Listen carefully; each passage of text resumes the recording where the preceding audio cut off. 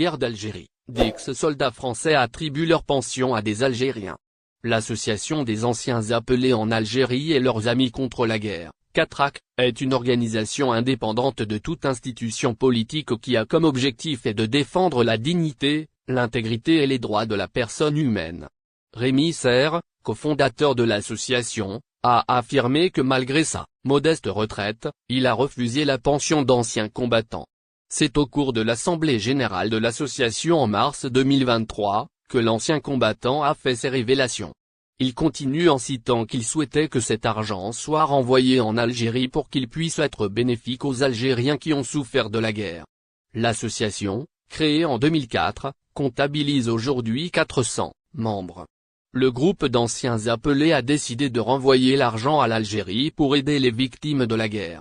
Les opérations se tiennent suivant un objectif précis, réconcilier les peuples algériens et français.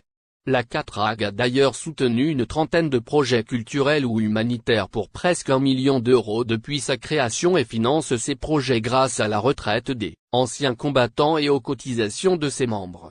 La totalité du budget est partagée entre l'Algérie 60% et la Palestine 30%.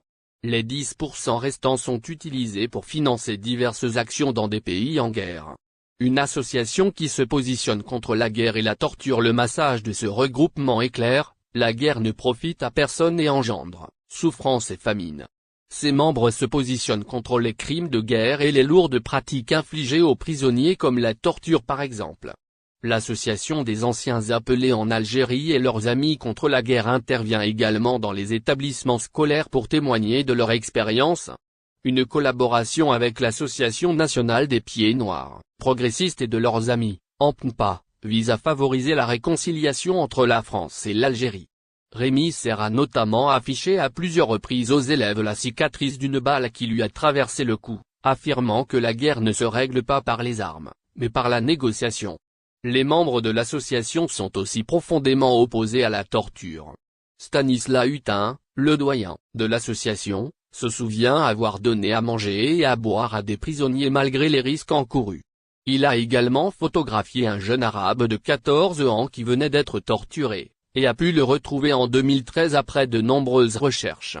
La photo a été publiée dans son livre, Journal de bord, Algérie novembre 1955 mars 1955.